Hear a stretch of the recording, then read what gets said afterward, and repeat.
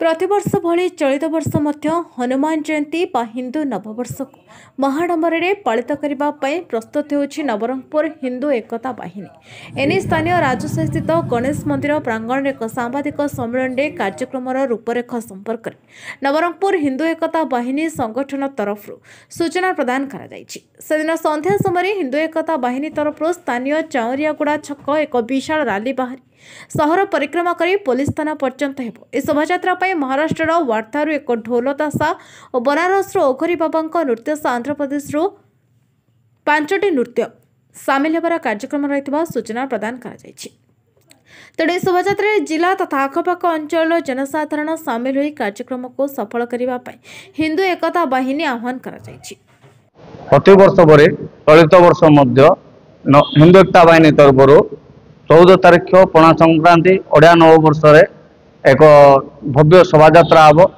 यही शोभायात्रा नवरंगपुर चाउरियागुड़ा बाहरी पुलिस थाना पर्यंत जीव।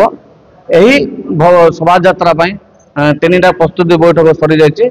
आज जो आम आपण प्रेस मीट देखा मध्यम प्रचार प्रसार मध्यम आमर गाँव आखपाख लोक केमती आम सांगे जड़ित हे आम आप अनुरोध करूँ। यही कार्यक्रम नवरंगपुर आखपाख समस्त आसिकी शोभायात्रा को भव्य करने आमको अनुरोध। यही कार्यक्रम आमर आमर ये कार्यक्रम महाराष्ट्र वर्धारू एक ढोल ताशा आसुची। ठीक सेहीपरि बनारस एक अघोरी बाबा नृत्य टीम आसुचंदी।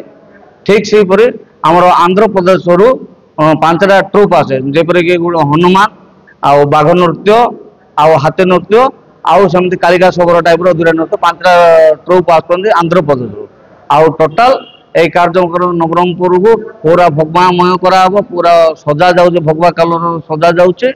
आउ एई माध्यम रे लोकों को समस्त को जड़ित होगापे आमको अनुरोध आ कार्य को नहीं सफल मान्यता करने आम आखपाख लोकों को अनुरोध करुचु स्वागत करुचु। आसतु से दिन 14 तारीख पणा संक्रांति समस्त योगदान देवाई समस्त को आम अनुरोध करूँ। आम गत वर्ष पाखापाखि 15,000 ରୁ 20,000 लोक आइला।